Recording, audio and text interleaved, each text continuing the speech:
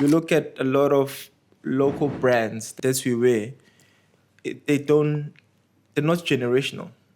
So my vision or my concept is to create a generational brand, something that will be will compete at a local level, but the main vision is to compete at an international level, and for generation and generation.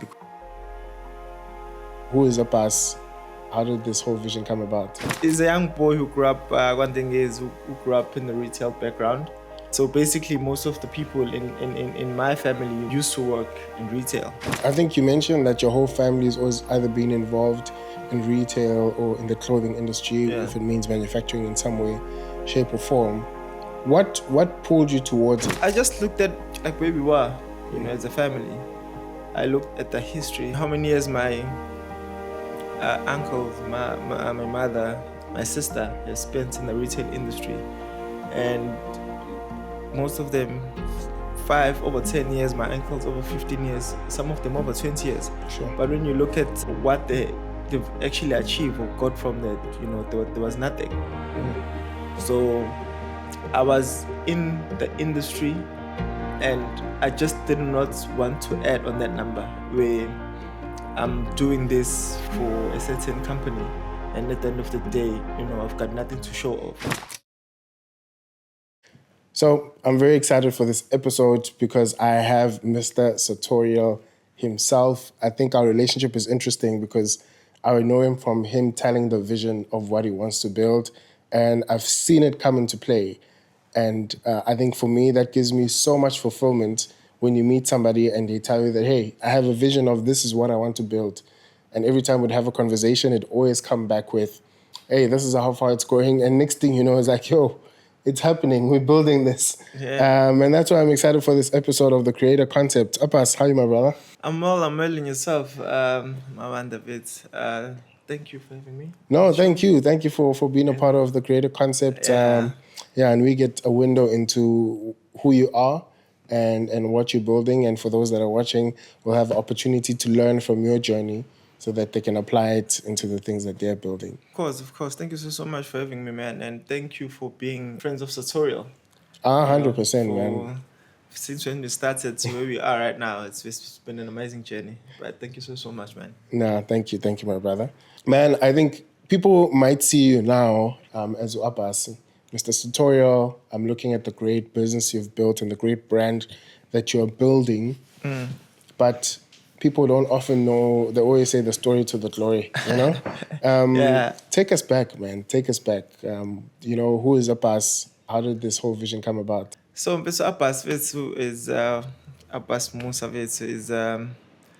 is a boy from Kwandengezi. Sure. Kwandengezi, I would say, let me just say Katisai, because Logishela Kwandengezi. I hope that's a Tisai. So man is a young boy who grew up Kwandengezi, who grew up in the retail background. So if I go back, what's how I grew up, my mother used to work for factory companies. Sure. My uncles used to work for retail stores, my sister. So basically, most of the people in my family, used to work in retail, So, yeah, that's the short story of Abbas. He was a boy that had big dreams, always had big dreams. At some point, he was a soccer player. Hey. That's the only thing that he wanted to do.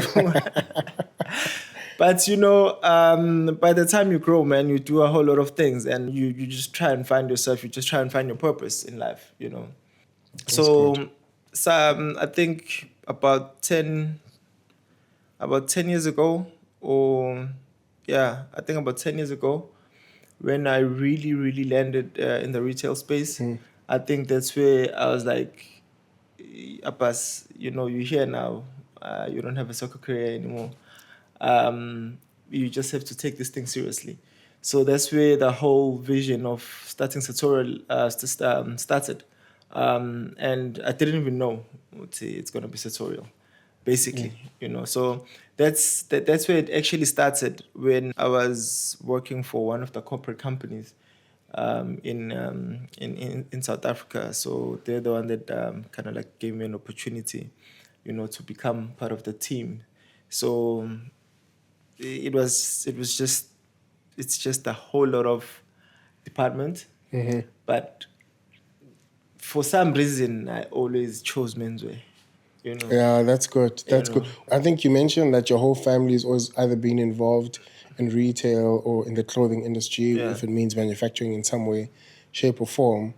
What pulled you towards it, and what was that like? What was that journey of being like, you know what, soccer's not going to happen, and this is the routes that I'm going to take.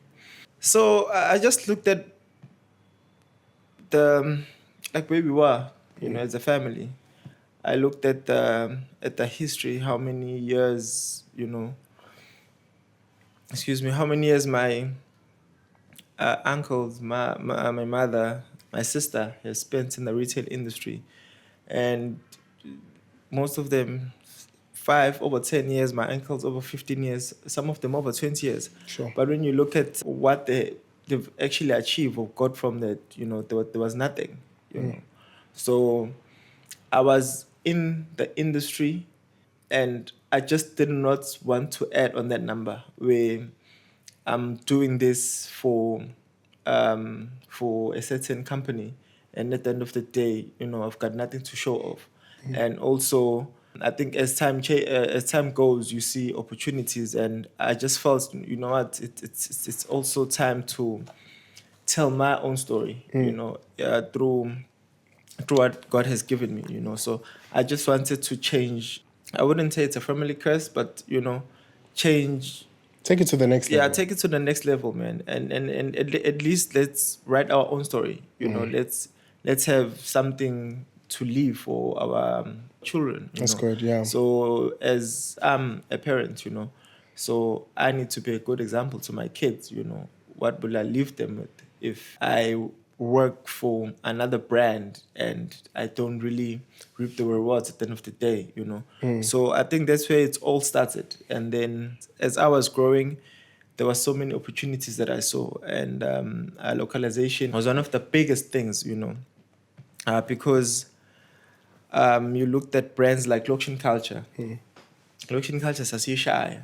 Yeah. There was a big brand back then, and all of a sudden it just decided to die, not decided to die. Let me just say it's no way, So you look at a lot of local brands that we wear, they're not generational. So my vision or my concept is to create a generational brand, something that will be will compete at a local level, but the main vision is to compete at an international level, and for generation and generation. Because if you look at most of the international brands, how they're all like heritage brands. Yeah. They're all like heritage brands. So I just looked at that and I'm like, there is a pattern that we can definitely cut from this and just go with it. Yeah. I love that. I like the fact that obviously, one, you had exposure, you saw family, with regards to them being in some way, shape, or form in the fashion industry. But you also spoke about having an opportunity to work in the industry before creating something of your own. And I think sometimes we don't have to reinvent the wheel, but we can learn through our journeys. So, what have you learned from the time that you started working in the fashion retail space that has equipped you to do what you do now? Okay, one is consistency, man. Because I mean, the industry is so big and so diverse, is that most people don't understand that each and within the retail industry, there's like different segments, or different departments that one can focus on.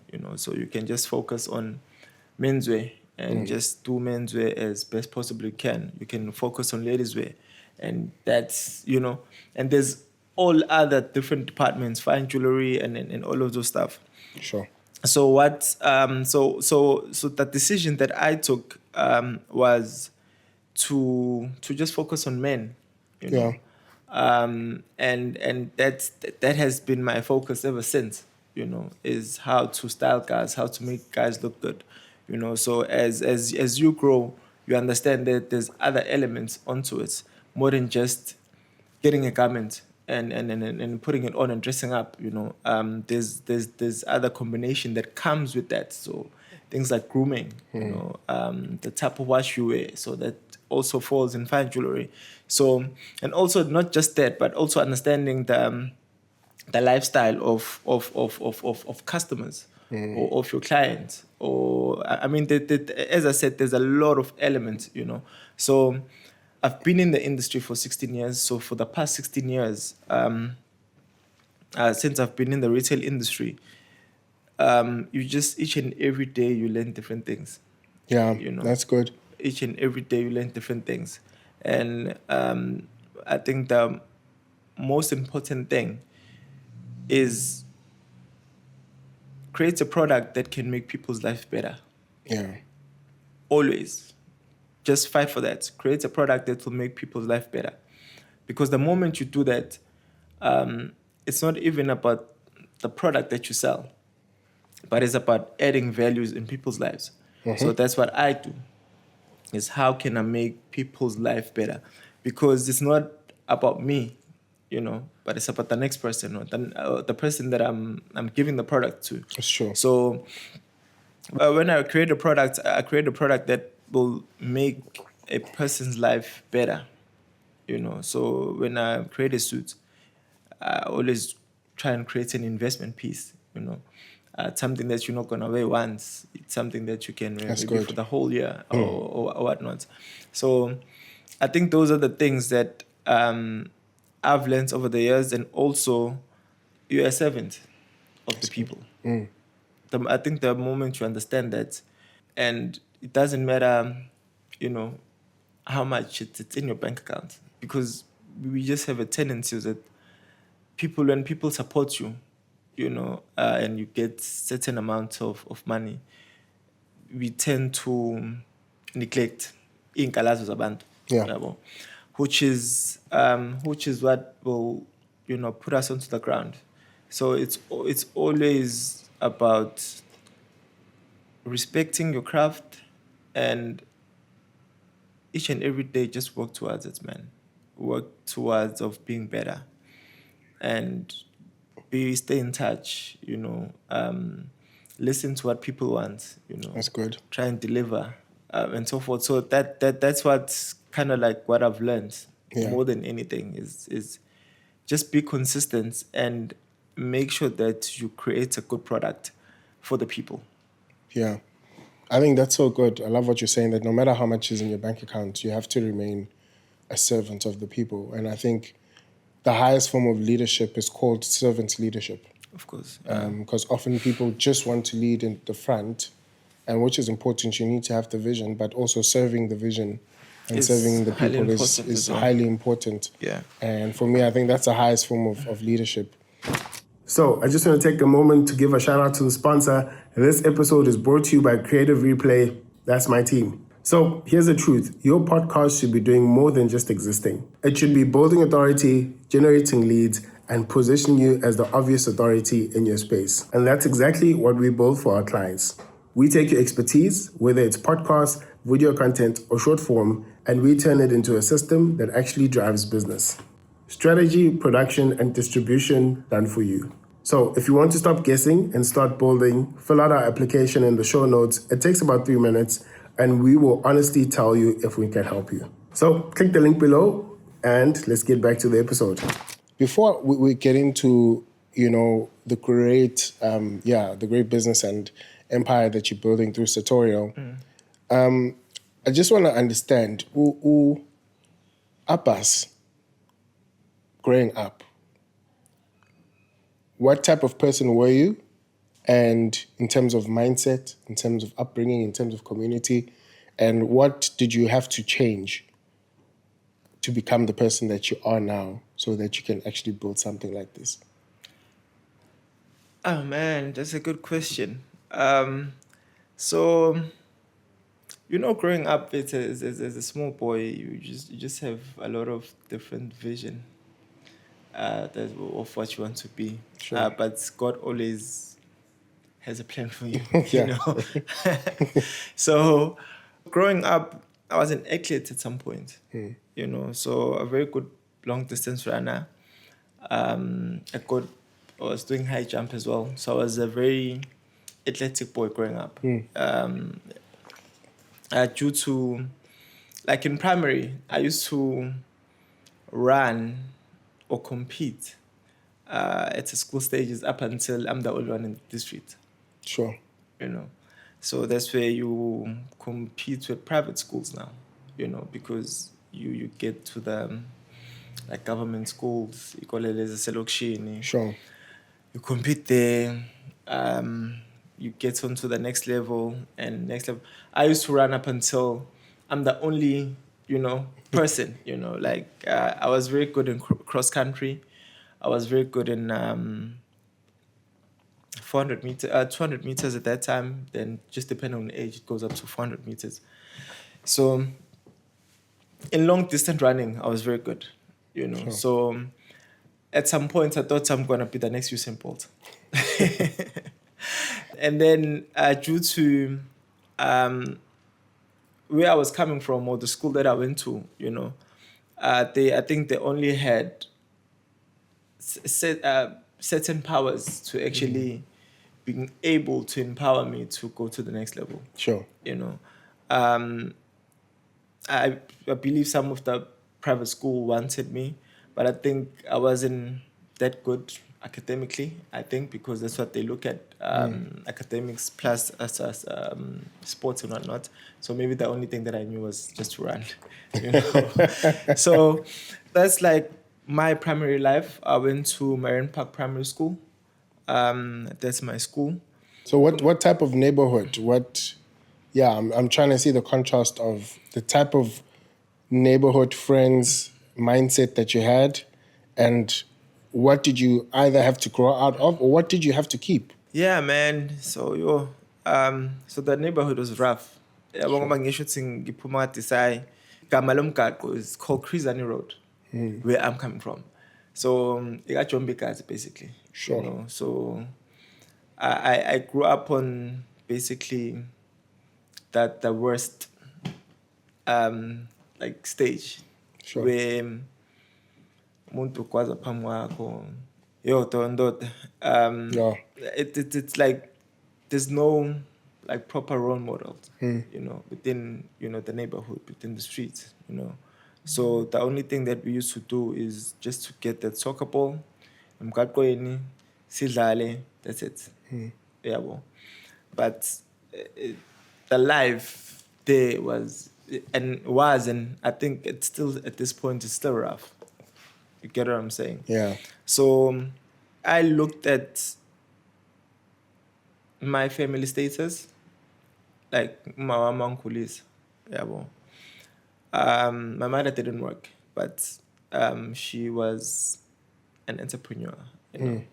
She was a person that will say, "You're not gonna get the McDonald's that you want, but what I know is That's good. you'll go to school, you'll have those shoes, So basically, you'll have all the basics that you need, She always provided, made sure that I eat porridge in the morning when I go to school. Mama, there's a magunya, so in a spaza shop. Sure. So, us growing up as kids, sometimes you just don't wanna be at that spaza shop, but sometimes she'd force me, would say, but she's a person that always supported anything that I wanted to do. Sure. So I used to manage grounding. So but so she stayed and sold. And when I came back, you have hot water, a warm plate, polish and so I was just another ordinary guy as a lokshin. Sure. So when I grew up and then she was getting older, and I could now see things. It's like, ngifuna la kavela, but angikwazi ucela uma because she can't afford it.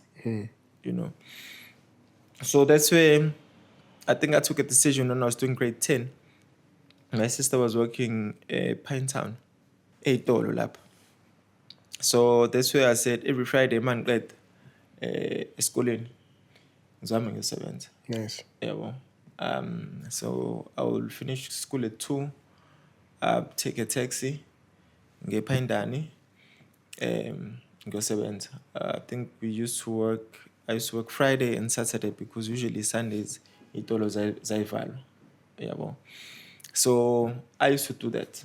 Yabo. So started working in my back room, ngilungisa icathulo. My sister used to come and angiphe imali lunch and so forth. Yabo. So that's where the whole kind of retail journey started for me. Yabo. But I still had inspirations, to become a professional soccer player. So while I was in high school, that's what I wanted to pursue more than anything. Sure. Is to become a soccer player. And that's the only thing that I used to dream about. I did not see myself being anything besides a soccer player. Yeah, so I invested a lot of my time in playing soccer. I did get opportunities, but fortunately, those opportunities came after high school. Okay. Yeah, so at that time, after high school, kufanele ngiyibambele mina. Yeah. Yabo. So kufanele ngiyithengele izinto zokugcoba, kufanele yabo. So the career kind of like had to take a back step. Not even a back step, because what happened was I finished my matric, ngapasa, and then I got accepted to school in Edlangezwe in Zululand, I think Richards Bay. Yabo. Again, taking a subject that is leaning towards sports. I was accepted for sports, exercise, and technology. Yabo. So hoping also I'm gonna study and still have my soccer career. Yabo. Because my mother was like, you need to have, education. Yeah. And then I had to drop out. Yabo. Because I used to call like the first month. Yabo. I probably called my mother 6 or 8 times. Ngifuna imali. Yabo. Because remember unesifasa uphuma ngekhathi ethize. So I asked myself uthi fethu ngoba ngicela oledi imali lithatha because she doesn't work. I know that exactly. So every time she sends me the $200, she doesn't even make 200 rand a week. That's a sacrifice. Where is she getting the money? So I had to come back.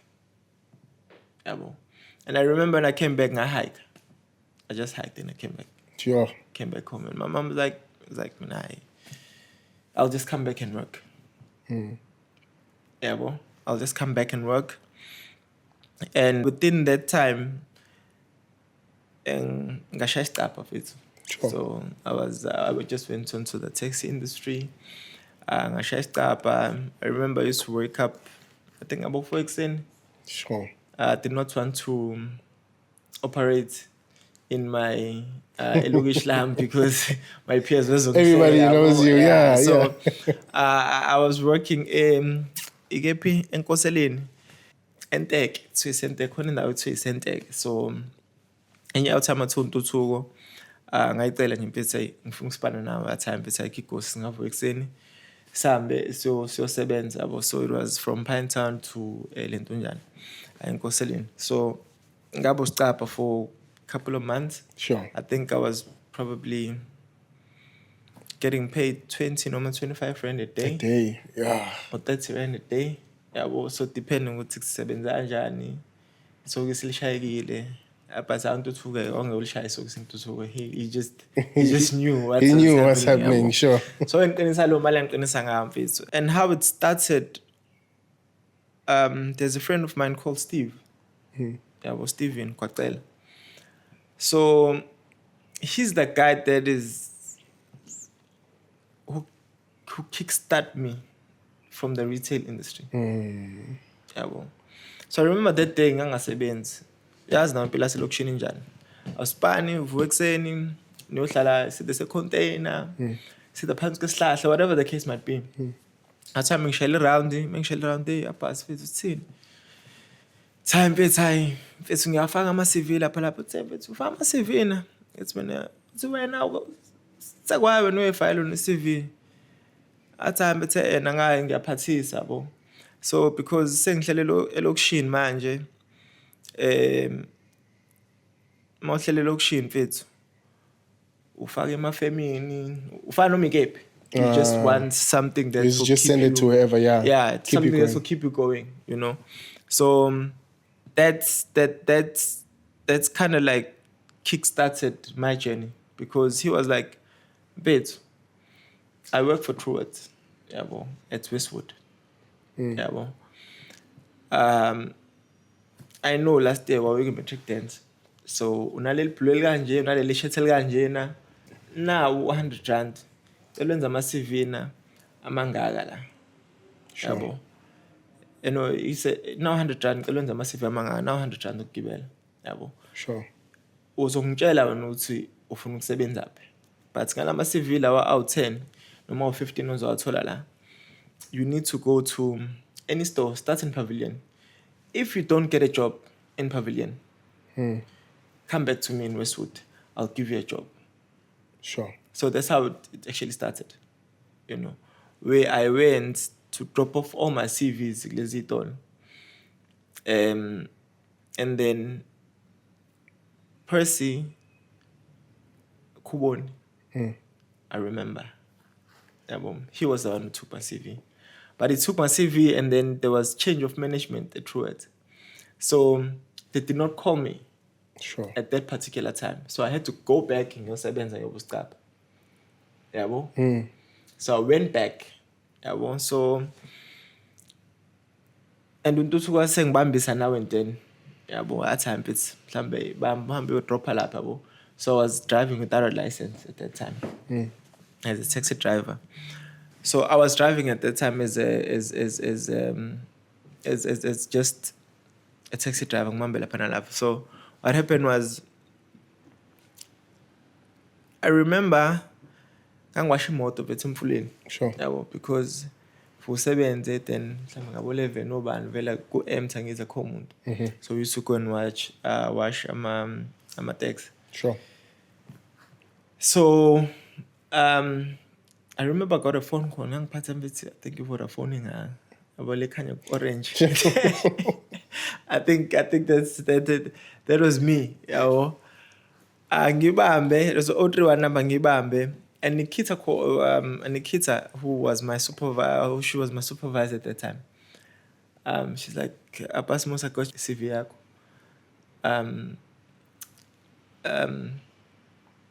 Are you able to come for an interview tomorrow? I was like, yeah. Well, so then I told him to. Then that's how I got employed in the corporate world. But prior to that, you know, when you grow up in Lokshin, certain things that you learn, you know.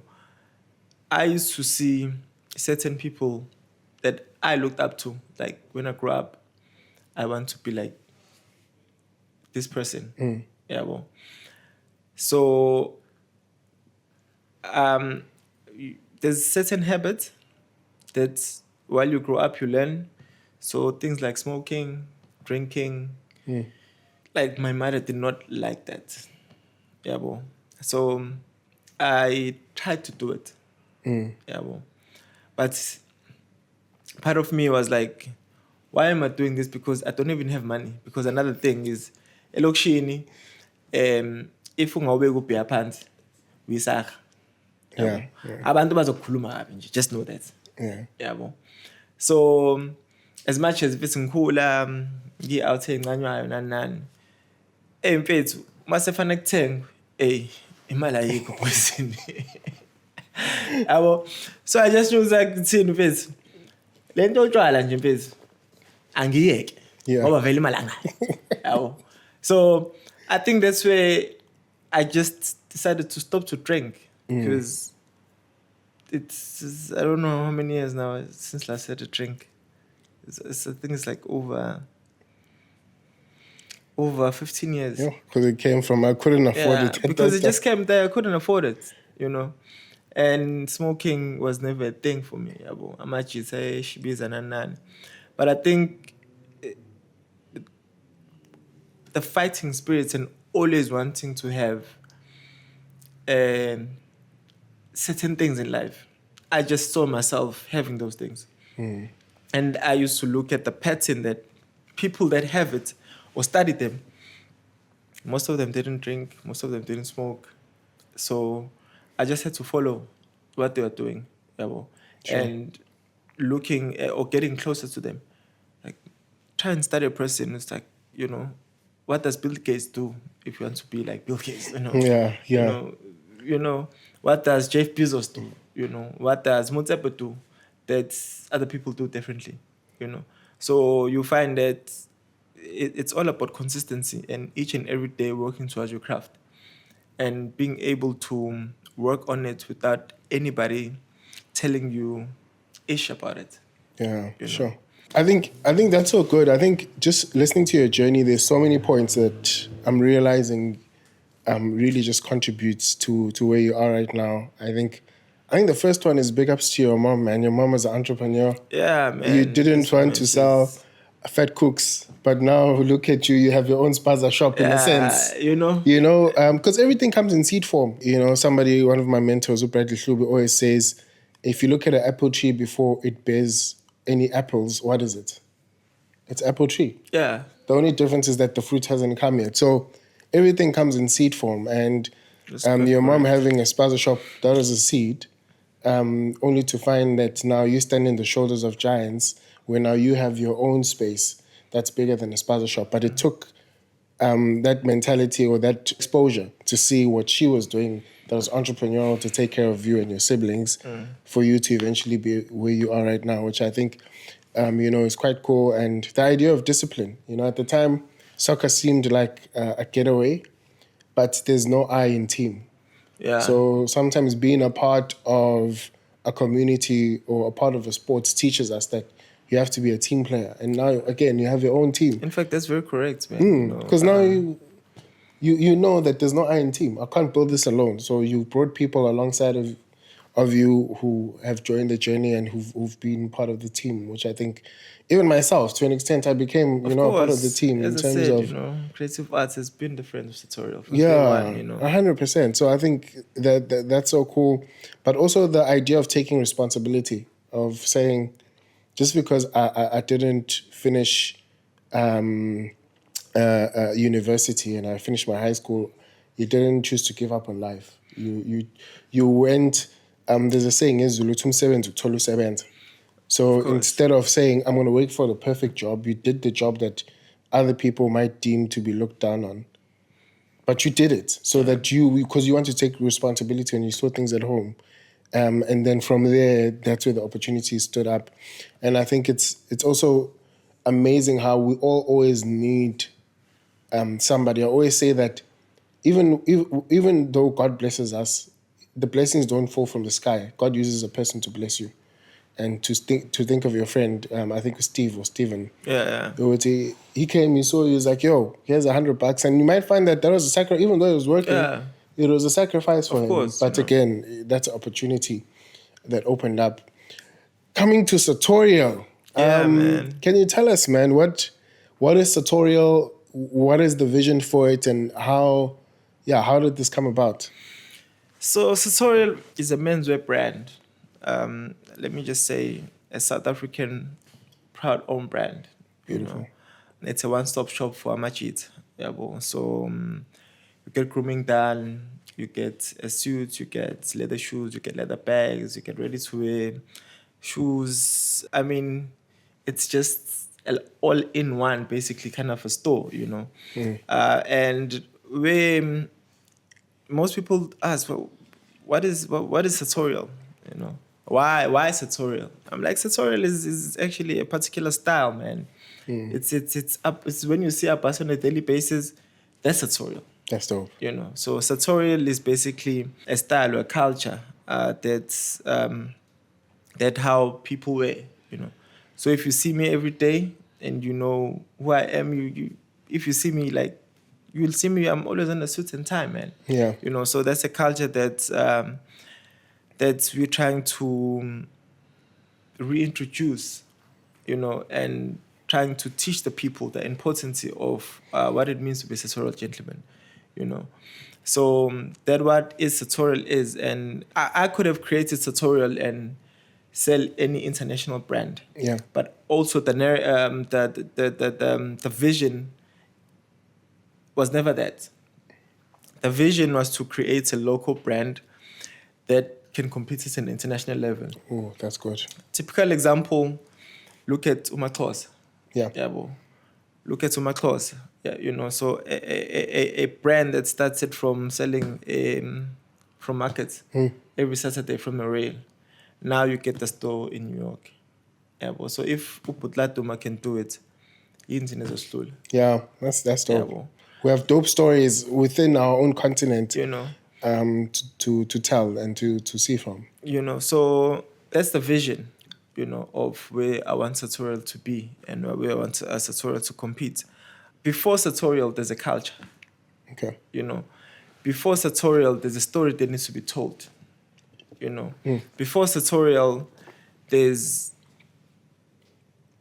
I feel like I have a responsibility, or we have a responsibility as the young, let me just say black, you know, entrepreneur, to bring hope, you know, to the young kid. Yabo. To where I come from, lapha eKrizani. Yabo. Uthi what they see lapha, that's not it. Yeah. Yabo. Because they saw me, you know, bangazi, I used to sit with them and do lentunyana. But when they see this today, I want them to know that they can be this and more. Yeah, that's cool. That's dope. That's dope. You know, so part of me doing this, I'm not doing it for myself, but I'm doing it for the culture. I'm doing it for that black child that don't see hope or don't see the light. So like, you know, nangu malum Abbas, ngiyamkhumbula efunda, yabo. Ngiyamkhumbula ehamba la eqwama Ep.6 noKobsi nanani, yabo. But here he is now on TV, you know, telling a story. I just want to say to them, whatever is it that you want to be, you can be it. Yeah. You know. So it's all about us pushing the boundary and taking it to the next level. Sure. You know, and being able to tell our own story. That's you dope.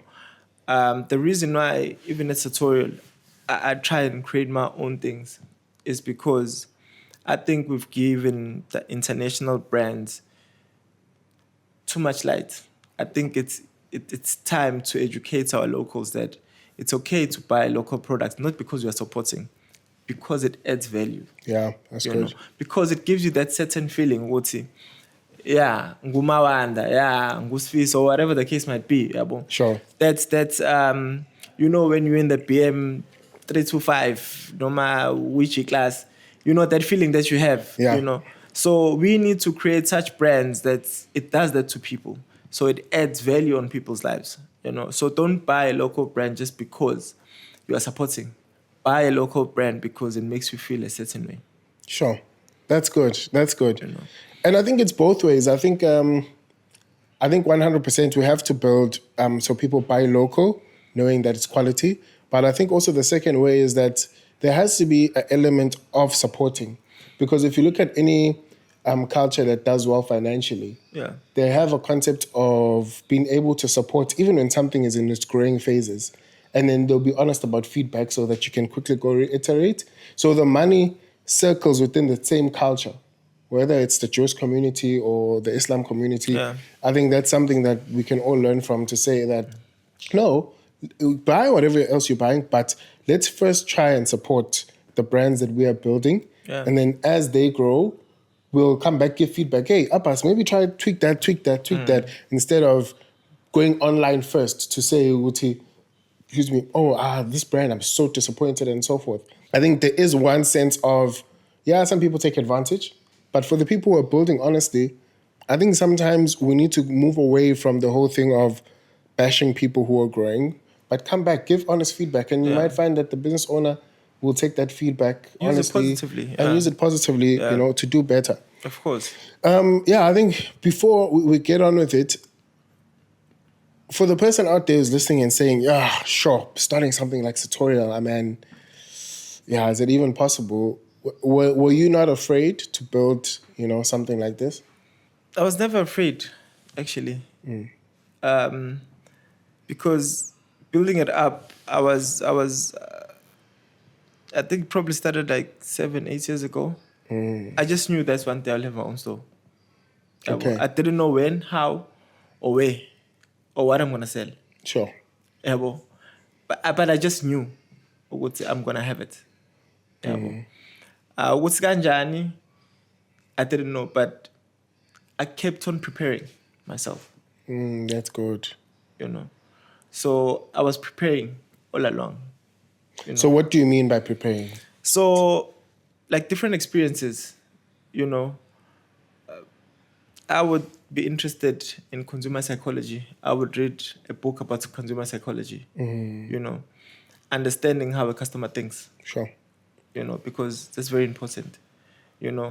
Understanding marketing, understanding like location, understanding how other brands work, strategic positions. So from the corporate days, you'd be taken for trainings, and they'll tell you what's the vision in the next 4 or 5 years, and although maybe you're not part of the company now, but you see those changes, they're actually happening in those companies. Yeah. And you're like, how is that? So, and always analyzing the market, always analyzing the customer, always trying to position yourself in a certain way, always trying to go to events where your customer is there. Having conversations with them, understanding them from a personal level, understanding what triggers, the adrenaline rush in terms of buying clothes, all of those things, So understanding systems, understanding recruitment, understanding HR, understanding, So all of these elements combined together that creates a brand, Sure. So, and some of it's stuff that you need formal qualification to do, but I just chose to get something and just read up on it or ask questions on it, Sure. and being able to absorb. So when those challenges come, I have a base of that. What is it that's happening? Sure. Why is it happening this way? So then you understand supplier relations. Sometimes you will just talk to a person who's in Spain. I remember when I wanted to do my first watch. Not wanted. I did my first watch, which was called Moosa and Waters and Watches. So it's one of the archive, projects that I Testing. had. You tested. Yeah, that's good. So I just went online. No, in fact, there's a guy that I know who is a very good friend of mine. He's actually even a my supplier to nowadays. He helps me a lot. He gave me a email address for this guy from, I don't know whether I should name the company, but it's called, I think, AG Chronic or something, from Switzerland. Yeah. So I first spoke to the Chinese, so the Chinese gave me like the basic of, because there's two movements in the watch. So we've got a Japanese movement and we've got the Swiss movement. And I was like, I always want to go for something premium, So he gave me a email address for this guy. I kind of like emailed him, and I used to go to work, come back, and we would send emails, read emails. So I did a watch that just through emails, Sure. so get different inspiration everywhere. Like these guys, they because an engine is an engine of watches. So they do engines for AP watches, Sure. and then what goes outside is just a design, So he made a watch for me, because what to do a watch is it's an intricate thing. It's not an Yeah. easy thing to do. Yeah, bon. So there was um like one of the students that he gave my assignment to do that watch, and they did it for me, and then they shipped it. It was quite expensive. Yeah. Like at that time, I was working, earning a salary. Yeah. So buying a watch that is equivalent to my salary is not a No, it's no, not no. an easy thing. It's not an easy thing. So, but I did it anyways. And I still have the watch. The watch till today, although I don't even wear it, but it still has the correct date. It still has the correct time till today. Probably it's a third year without me wearing it, Sure. but it still works. The engine is moving. Yeah, the engine is moving. I think you've just explained your creator concept that got you to where you are. Yeah. Where you had a vision 7 years ago, but at whatever life stage that you were in, one, you kept upskilling yourself. You read books, you listened to podcasts, and then two, you worked towards that vision. You'd go to work during the day, and then in the evening, you'll put in extra time, whether it's through emails, phone calls, making sure that you speak to suppliers. And then right up until you got to the place where you've now grown the vision enough to be like, okay, I see Sartorial, I am now making the job. And I think that's what this podcast is about. It's about the person who's listening to this and, knows that they need to focus on their gift, their God-given talent, and they need to continue to create, because that's where we find fulfillment as humans. Of course. We find fulfillment in creating. And yeah, I think that's what I really enjoy about this, that you've given us your creator concept in terms of how did you build and get to where we are today. I think Abbas is a friend of the creator concept. We're definitely going to have you for many more episodes. But before we move along, I think two things. What is your vision for Sartorial for 2026? And then lastly, for somebody who feels like they're crippled or they don't have it in them to start creating for their vision, what would your advice be to them? So the vision for 2026 is for Sartorial. Man, this is a good one. I've got a few exciting things lined up for this year, but there's been a whole lot of growth. Yeah. Within the Sartorial, friends of Sartorial. I think the word is getting out there. So the demand is growing. So 2026, Durban, July, doing big things, Just some of the things I can't really reveal. I'm not a person that will reveal stuff. Let them follow on social media. Yeah. They need to follow us on social media, at Sartorial_SA, to see what's coming. Yeah. I mean, we really, really got some really great stuff. The website is also coming, launching soon, probably within, I don't know when this is out, but I think within a month or two. So it's people, doesn't matter where you are in SA. That's what's You'll get a taste of Sartorial. You'll That's get the beautiful. shirts, you'll get a shoe, whatever it is that you want, you'll get it. So that's one of the exciting things that are coming. Durban July, we are bringing back what Durban July should be about. Durban July should be about dressing up. It should be about having fun. So that's what we should.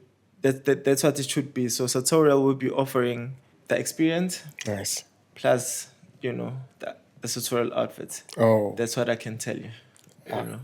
Sounds like we're already on. Yeah, I love that. Yeah. So just I urge each and everyone who's watching this to actually do come to the July. It's something that the city needs. Don't come wearing a kipa lapha, not. Siyazi bafethu nemali, but just come first dressed up nicely, dress up for the occasion, understand what the occasion is about. Yeah, that's what I'm talking about. I love that. And then for somebody who's crippled, man, or who feels like they don't have it within them to create or follow their dream, their passion, or their gift, what would be your take towards them? Yo, dog, my word of the day, Isaac. you know. Yeah, man, But, just speak of what's worked for you. but as I said earlier on, consistency. I don't believe that God, whatever you do, ngeke akubuke uNkulunkulu mfethu usafarisha up until the end. So do not give up. Yeah. Yabo. Because people who give up never know what's going to happen. Yabo. And those who don't give up, you know, either or they might win or they might lose. Yabo. So giving up is never an option. Yeah. Because you'll never ever know what's on the other side. So just keep on pushing and just be consistent and stay true to who you are and be a good person, man. Be authentic, you know. Do what you do not because of others. Do what you do because you love it. You can do it for free, you know. That's what I do, Sure. you know. And the testimony for that is early on this year, in fact, a few weeks ago, you know, I went to the King's Plate in Cape Town. So when I get there, you know, it's me and my wife. It's like, yeah, we're going to have fun, you know, it's race event. So we get in, and this lady tells us, you'll dress very smart. And, you know, you look at people, like, you're like, nah, man. Nah, I can't. But I said, you know, go and enter for best dress. So we go there, we enter, and then we have fun. And then later on, in the event, we're not even on the presentation of best dress, whatever. Okay, yeah. And I decide to just go and just check what's happening. In fact, I was just going to the loo. I get there, they're announcing the guys, and I just happened to just come on time, you know. So they announced number 2. I'm like, oh, I know the guy. Yeah. And then number 1, they call my name. I was like, no, man. What? I was like, what? And they call my name for the second time. You know that awkward clip? It's like, Mawanda Maphumulo. And everyone is looking for So that's what happened, man. And, you know, we won best dress. What? You know, Sartorial to the world. Even my wife actually won.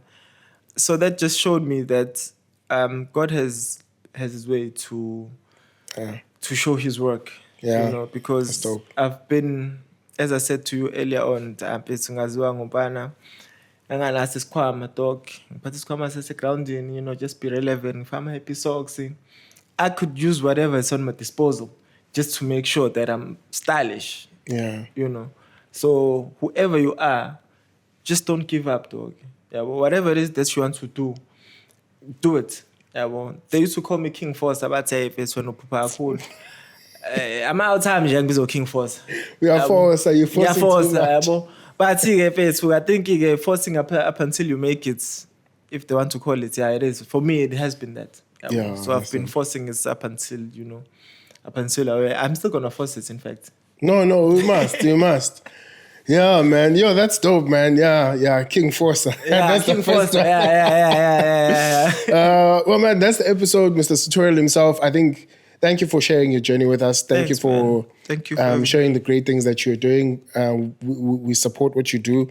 We want to see you succeed. And I really hope that this episode is able to reach other people out there who have dreams, desires, and who need to create for themselves. You know, I know something sounds like motivation, but it is right. You have to be consistent. It's the 1% a day, and it's the small wins that stack up to the big win. So also of course. Appreciating those small wins that, hey, I woke up today. Okay, hey, I can do some research. Guys, there's tools. There's the power of AI. We don't have to read 50 books like how we used to. There's podcasts and platforms that we have. So yeah, please follow Sartorial_SA, Abbas Moosa. I'll put the details in the description. And I'll also put the website to Sartorial. So if you are in town or online, you want to purchase some of the amazing products that he's working on, I'll make sure that's in the description and you can be a part of this amazing journey. Abbas, thank you, my brother. Thank you so much, man. And keep on pushing. Man. You're also doing some great stuff. Like beautiful stuff, man. Yeah, man, even your journey is This is like super amazing. We have to Super tell these amazing, stories. In you fact, know. we have to tell these stories. I believe that if we look at we're based in South Africa, Africa as per se, and we the next continent. Everybody's looking at us. We have the highest amount of young people, and we have so many great stories to tell. And I think we're done sleeping on ourselves, man. We have amazing things. I'm laughing because I'm even looking around the store. I'm seeing your brand. I'm seeing Colombia. I'm looking at the diffusers. Yeah. I'm looking at everything that you've created, and it's exactly that. It's a Of lot course. of local dope stories that we now need to export Of and course. take to the world. Yeah, as I said, localization is I think is the only way going forward. You know, and also teaching our people, man, that local is the future, because through localization we can see the states of the country as it's the unemployment rates where it is. You know, Yeah. so if we don't create our own opportunities, you know, what are we calling for? We're calling for 100%. disaster. You know, Yeah. so we need to find ways that will work within our favor, within our ecosystem. That's how can we then be able to employ 5, 10, 20 people. This will actually, you know, decrease the unemployment rate and, you know, the poverty that we see where we come from, you know. Yeah, I know. So yeah, man, thank you for having me. Thank you for everything. And also you've been an inspiration yourself, man. You know. Maybe I just have to give you flowers, you know, while you're still alive. You know, I just don't I just don't wanna, you know, people are like, Masushoni a bit, hey, Mawanda a bit. Yeah. No, I think sometimes it's good to tell a person that they're doing great. Yeah, it's you know. appreciated. Man. I mean, your journey from C-Square days, you know. Yeah, where yeah. you're still doing brand That's I think ambassador. that's when we met. Yeah. So looking at the journey Yeah. into looking at where you are and, you know, the type of business that you do right now and the kind of information that you give, people might take it for granted. But it's very educational, you know. It's very inspiring, you know. You have helped me to become the person that I am. There's certain things that I have seen that you do, and I had to cut a pattern and live my daily life with, you know. So you're one of the people that I really, really, you know, look up to. You know, one of the people that I think the world needs. You know, so just keep what you're doing and keep doing at the level that you're doing with. Sky's the limit, and God bless you, man. That's so appreciated. I think in our journeys we need fuel, and that is fuel for me. Thanks, though. Sometimes your tank in the car might be dropping. Now and again, you just need some fuel. So, yeah, man, I think that's much appreciated, and I hope that people see the collaborations that are taking place, such as this, and it inspires them to find the right partners and the right people to grow with. So yeah, thank you.